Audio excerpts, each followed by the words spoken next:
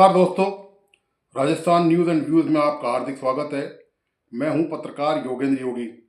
दोस्तों, आपने रामायण देखी होगी और रामायण देखी है तो रामायण में एक बड़ा महत्वपूर्ण प्रसंग आता है।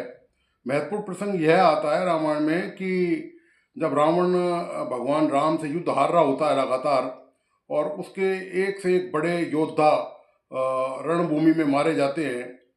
उसके बाद रावण कुंभकर्ण को बुलाता है, बुलवाने भेजता है। और कुंभकर्ण आप जानते हैं, जैसा कि वो 6 महीने जागता था और 6 महीने सोता था। तो जब कुंभकर्ण को बुलवाया जाता है तो कुंभकर्ण उस दौरान बहुत गहरी निद्रा में लीन होता है। तो उसको बुलवाने के लिए उसको जगाना कोई इतना आसान काम नहीं था। तो उसके लिए बड़े बड़े देगची, बड़े बड़े भगोने, बड़ी बड़ी कढ़ाइयाँ, उनमें पकवान, उसमें तरह तरह के व्यंजन, मांसाहार और इस तरह के मिष्ठान उसमें भेजे जाते हैं और उसकी खुशबू उसको सुंघाई जाती है। और इसके अलावा नृत्य का आयोजन होता है। वहाँ पर तमाम तरह की ढोल बाजे और बैंड वगैरह इत्यादि वहाँ बजाते हैं, नगाड़े बजाते हैं और व्यंजनों की वहाँ पर खुशबू कुंभकर्ण को सुंघाई जाती है। तब कहीं जाकर कुंभकर्ण उठता है। मतलब इतना तगड़ा तामझाम होता है जैसे पूरी बारात को जिमाना हो। तब अकेले कुंभकर्ण को वो सब दिखाया कराया जाता है।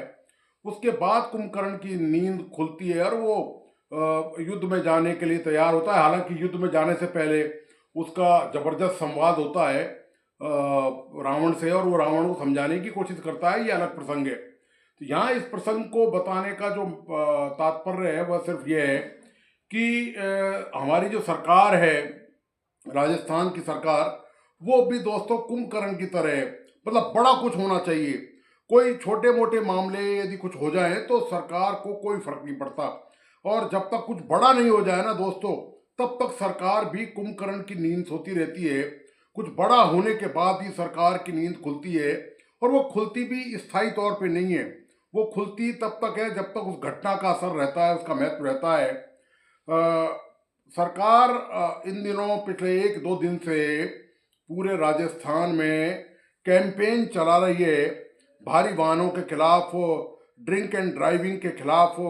ये जो हरमाड़ा जयपुर में जो घटना हुई थी जिसमें 1 दर्जन से ज़्यादा लोग मारे गए थे, डंपर ने जिनको कुचल दिया था। आरोप ये है कि जो डंपर का जो चालक है वो शराब पीकर डंपर चला रहा था और उसने लगातार एक के बाद एक लोगों को कुचल दिया।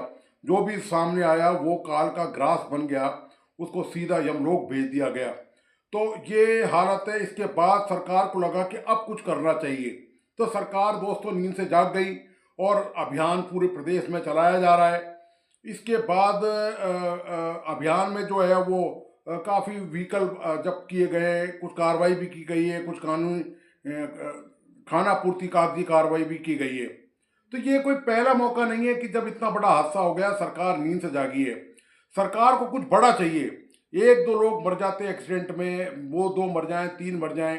आए दिन पूरे प्रदेश में दर्जनों एक्सीडेंट होते हैं, इसमें दर्जनों लोग मारे जाते हैं, पर वो अलग अलग होते हैं, उनकी संख्या एक साथ नहीं होती। जोधपुर में बड़ा हादसा हुआ। इससे पहले आपको पता है कि जो जैसलमेर में बस में आग लग गई थी, चलती बस में, स्लीपर कोच में, उसमें दर्जनों लोग मारे गए। उसके बाद सरकार नींद से जागी। सरकार ने फिर पूरे प्रदेश में बसों के खिलाफ कैंपेन चलाया।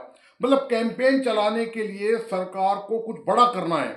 मतलब कुंभकर्ण टाइप कुछ होना चाहिए, कुछ बड़ा आयोजन प्रयोजन हो, कोई बड़ा हादसा हो, बड़ी दुर्घटना हो, तब सरकार की नींद खुलती है और तब सरकार कार्रवाई पर उतारू होती है।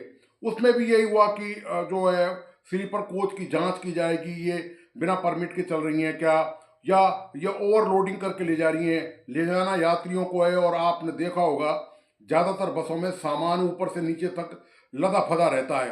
तो ये सब ऐसा नहीं है कि ये सरकार को पहले से पता नहीं होता। स्थानीय प्रशासन को, आरटीओ को, पुलिस प्रशासन को, यातायात विभाग को ये पहले पता नहीं होता कि कहाँ कहाँ क्या क्या कारगुजारियाँ चल रही हैं, क्या क्या इलीगल गतिविधियाँ गैर कानूनी ढंग से संचालित की जा रही हैं। आपको मैं बताता चलूं कि सरकार को, या तो सरकार को कोई ऊपर से डर हो, डंडा दिखाए सरकार को। सरकार को डंडा कौन दिखा सकता है? आप और हम तो दिखा नहीं सकते, क्योंकि आप तो 4 साल, 3.5 साल तक कुछ कर ही नहीं सकते। आपके हाथ में जो वोट की पावर है उसका इस्तेमाल तो आप अपने विवेक के अनुसार आप 3.5 साल बाद ही करेंगे, तो वो डर तो सरकार को रहा ही नहीं है, और वो डर सरकार को कभी रहता भी नहीं है। सरकार चाहे कांग्रेस की हो, चाहे सरकार भारतीय जनता पार्टी की हो, एक बार सत्ता में आने के बाद आम लोगों का डर सरकार के दिमाग से निकल जाता है, कोई जिम्मेदारी जो होती है वो भी निकल जाती है। केवल सरकार लकीर की फकीर है, जब कुछ हो जाता है तो केवल सांप निकलने के बाद लग जैसे लकीर पीटी जाती है। तो ऐसे ही इन मामलों में भी यही किया जा रहा है। सरकार को डंडा कैसे दिखा दिखा सकता है, कौन दिखा सकता है? वो दिखा सकती है अदालतें। तो जब सरकार कुछ नहीं करती नजर आती है, तब अदालतों को लगता है कि अब सरकार को जगाने का वक्त आ गया है, तब वो सरकार को जगाते हैं। आपको याद होगा कि पूरे प्रदेश से ये घटनाएं आती रही सामने कि उदयपुर में एक मासूम नवजात को आवारा कुत्तों ने नोच डाला। अलवर में इस तरह की घटनाएं हुई हैं, जयपुर में इस तरह की घटनाएं हुई हैं, और पूरे प्रदेश से कहीं ना कहीं ये घटनाएं होती रहती हैं। लेकिन सरकार की इन छोटी मोटी घटनाओं से नींद में खलल नहीं पड़ता।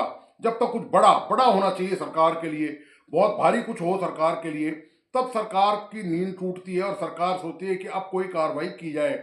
इस मामले में, आवारा कुत्तों के मामले में, आप बताया कि सरकार तब बैकफुट पे आई, सरकार ने तब घुटने टेके जब सुप्रीम कोर्ट ने चीफ सेक्रेटरी को तलब कर लिया और पूछा कि उसके जो आदेश थे, निर्देश थे, उनकी पालना क्यों नहीं की गई।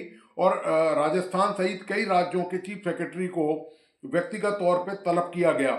उसके बाद आनन फानन में आप देखिए, आपको नजर आएंगे जो गलियों में, जो मोहल्लों में कुत्ते जो घूमते हैं, उनके गले में पट्टा बंधा हुआ है, उनकी नसबंदी का अभियान चलाया गया, उनको टीके लगाए गए। ये तमाम कार्रवाई सरकार करती है। मैं आपको बताता चलूँ लगे हाथ कि इससे पहले जो बजरी माफिया है, उसकी घटना उसकी सूचनाएं बहुत ज़्यादा आती थी कि बजरी माफिया ने जो ट्रैक्टर ले गया या ट्रक ले गया या डंपर ले गया भर के बजरी के अवैध खनन से, और वो जब भागने लगे पुलिस से डर के, तो उन्होंने पुलिस वालों तक को नहीं छोड़ा, उनको टक्कर मारी, कई पुलिसकर्मी घायल हो गए, कईयों की मौत हो गई। आम दर्जनों लोग ऐसे हादसों में मारे जा चुके हैं, बजरी माफियाओं के हाथों शिकार हो चुके हैं। धौलपुर से लगातार ये घटनाएं होती रही हैं, टोंक से लगातार अवैध बजरी खनन का मामला आता रहा है। और सरकार के खुद के कैबिनेट मंत्री किरोड़ीलाल मीणा, आप पता है कि बजरी माफियाओं के खिलाफ सवाई माधोपुर में जबरदस्त अभियान चला चुके हैं, कई बार वो छापामारी कर चुके हैं। ये तमाम, तब सरकार को लगा कि अब कुछ बड़ा हो गया है, तो अब कुछ करना चाहिए। तो तब सरकार नींद से जागी और सरकार ने बजरी माफियाओं के खिलाफ नकेल कसने की ठान ली। तो ये सरकार की हालत है। इससे पहले मैं आपको एक बात और बता दूं कि हालांकि उसमें कुछ हुआ नहीं है, वो सिर्फ कागजी खानापूर्ति है। हाई कोर्ट और सुप्रीम कोर्ट के आदेश थे कि जो सड़कों पर, राजमार्गों पर, राष्ट्रीय राजमार्गों पर जो आवारा पशु हैं, वो उनको वहाँ से हटाया जाए। लेकिन उसमें भी कोई खास प्रगति नहीं हो पाई, केवल कागजी खानापूर्ति पूर्ति हुई। कोर्ट के डर से अभियान जरूर चलाए गए, लेकिन उसका जो कॉन्क्रीट रिजल्ट है, जो सॉलिड परिणाम आने चाहिए थे, वो कहीं नजर नहीं आते। आज भी आप देखिए कि आप राजमार्गों पर निकल जाइए, राष्ट्रीय राजमार्गों पर निकल जाइए, अपनी कॉलोनियों को देख लीजिए, आप राजधानी जयपुर को देख लीजिए, आप आवारा पशु आपको हर कहीं मंडराते नजर आएंगे, और ये दुर्घटनाओं को निमंत्रण देते हैं। एक तरफ सरकार जो सुरक्षा के लिए आम लोगों के लिए अभियान चला रही है, उसमें इस बात का ध्यान नहीं है। सड़कें बदहाल हैं, खराब हो चुकी है। मानसून में आप पता, लगातार 3-4 महीने की बारिश के बाद पूरे प्रदेश की सड़कों की हालत खराब है। जो राज्य मार्ग हैं, खासतौर से जो एक दूसरे जिलों को जोड़ते हैं, उनकी तो हालत बहुत ही ज़्यादा खराब है। जयपुर आने वाले जितने भी मार्ग हैं, उनकी भी हालत बहुत अच्छी नहीं है। तो उनके कारण जो दुर्घटनाएं होंगी, उस तरफ कोई ध्यान नहीं है। और सरकार केवल खाना पूर्ति किस तरह कर रही है, इस तरह का अभियान चलाकर, मतलब अब अभियान चलाया जाएगा, फिर कुछ दिनों तक अभियान चलेगा, 1-2 दिन और चलेगा अभियान, उसके बाद वो अभियान ठंडे बस्ते में चला जाएगा। जैसे वो जैसलमेर में जो स्लीपर कोच में आग लगी थी, उसके बाद वो बसों का अभियान जो है, बस मालिकों ने धमकी दी थी सरकार को कि हम हड़ताल कर देंगे, उसके बाद सरकार ने वो अभियान गायब कर दिया है। अब ये नहीं पता चला कि कितनी जो बसें हैं, जो जिन बसों में जो सेफ्टी के प्रावधान नहीं किए गए, उनका क्या हुआ? क्या सारी बसों में डबल दरवाजे लगाए गए? क्या उसमें जो आपातकालीन जो दरवाजा है वो लगाया गया है? क्या उसमें सेफ्टी के तमाम उपकरण लगाए गए? इसका कुछ अता पता नहीं है कि कितनों के खिलाफ कार्रवाई की गई है। लेकिन सरकार पूरी तरह से बैकफुट पर नजर आती है। तो ये दोस्तों सरकार की हालत है। अब दोस्तों क्या है कि ये सतयुग नहीं है, अब ये रामायण का दौर नहीं है, भगवान राम का दौर नहीं है। हालांकि भगवान राम के नाम पर वोट बटोरने का दौर जरूर चल रहा है कि पूरी कोशिश इस बात की रहती है कि धर्म के नाम पर, भगवान के नाम पर कैसे वोट बटोरे जाएं और कैसे खुद की पीठ थपथपाई जाए। देखिए उन्होंने कितना महान काम कर दिया और भगवान का नाम ले लिया उन्होंने। तो ये महान काम सरकार में बैठे लोग करते हैं और ये सरकारों के जो तौर तरीके हैं काम करने की, ये उनकी हालत है कि कुछ बड़ा हादसा हो, कोई बड़ी दुर्घटना घटना हो, तब सरकार अभियान चलाएगी। रूटीन में जो दैनिक कार्रवाई है, जिसके जो दैनिक, ऐसा नहीं है कि जो इस अभियान में जो अधिकारी कर्मचारी लगाए जाते हैं उनको केवल अभियान के दौरान ही वेतन भत्ते या तमाम जो सुविधाएं हैं वो मिलती हों। और सुविधाएं तो उनको ऑफिस में बैठ के भी वही मिलती हैं जो वो अभियान के दौरान काम करते हैं, लेकिन डे टू डे में प्रतिदिन की जो जीवन है, जो दिनचर्या है, उसमें वो सब काम नहीं करते। सीधी सी बात है, यदि वो काम करते तो अभियान चलाने की नौबत ही नहीं आती सरकार के सामने। और ये इतने बड़े बड़े जो हादसे, जो कलेजा फाड़ने को तैयार है आम लोगों को, वो बेबस लोग हैं, वो निरीह लोग हैं अब जो केवल ये खबर देखने सुनने को मजबूर, लाचार है कि अब उनके बस में कुछ नहीं है। इतने बड़े बड़े हादसे प्रदेश में हो रहे हैं, 60 लोग मारे जा चुके हैं पिछले 15-20 दिन के अंदर, बड़े बड़े एक्सीडेंट में। कहीं 10 मर गए, कहीं 20 मर गए, कहीं 15 मर गए, और ये लगातार जारी है। फिर एक डंपर की खबर आई है कि एक डंपर ने फिर कुचल दिया, उसमें 2 या 3 लोग मारे गए। तो ये पूरे प्रदेश में अभी भी ये हाल है दोस्तों। सरकार के पास मशीनरी पूरी नहीं है। जो चेकिंग का जो ट्रैफिक का स्टाफ है, परिवहन विभाग का स्टाफ है, वो पर्याप्त संख्या में है ही नहीं। सरकार को आए हुए 1.5-2 साल हो गए। इन बेसिक, जब तक बुनियादी सुविधाओं की तरफ ध्यान नहीं दिया जाएगा, प्रदेश का जो इंफ्रास्ट्रक्चर है उसमें क्वालिटी के आधार पर सुधार नहीं किया जाएगा, तब तक ऐसे बड़े हादसों को रोकना बहुत ही मुश्किल काम है दोस्तों। ये आसान काम नहीं है। जो गैर कानूनी जो गतिविधियां सड़कों पे जो चलती हैं, जो इलीगल तरीके से ओवरलोडिंग होती है, ओवर स्पीडिंग जो होती है, उनको तब तक नहीं रोका जा सकता जब तक सड़कें अच्छी नहीं हो, सरकार के पास मजबूत तंत्र नहीं हो उनकी रोकथाम करने का। तो ये प्रदेश में दोस्तों हाल है कि जब भी कुछ ऐसा वैसा होता है तो अब सरकार कुंभकर्ण की तरह नींद से जागती है।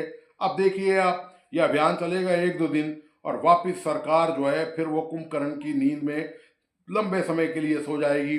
फिर कोई हादसा होगा, फिर सरकार को जगाने का वो हादसा काम करेगा, और ये सिलसिला अनवरत चलता रहता है। ये कंटिन्यू है, ये कोई नई बात नहीं है सरकारों के लिए। सरकारों के कामकाज करने का यही तौर तरीका रह गया है। तो दोस्तों, आपको आज का विश्लेषण कैसा लगा, प्लीज़ अपने लाइक एंड कमेंट के साथ बताइए, और इस वीडियो को अपने दोस्तों और परिजनों को ज़रूर शेयर करें। मेरा तमाम दोस्तों से पहले भी आग्रह और अभी भी मैं निवेदन करता हूँ, सबसे रिक्वेस्ट है मेरी कि प्लीज़ इस यूट्यूब चैनल को सब्सक्राइब करें, लाइक करें और बेल आइकॉन का बटन ज़रूर दबाइए। धन्यवाद, नमस्कार।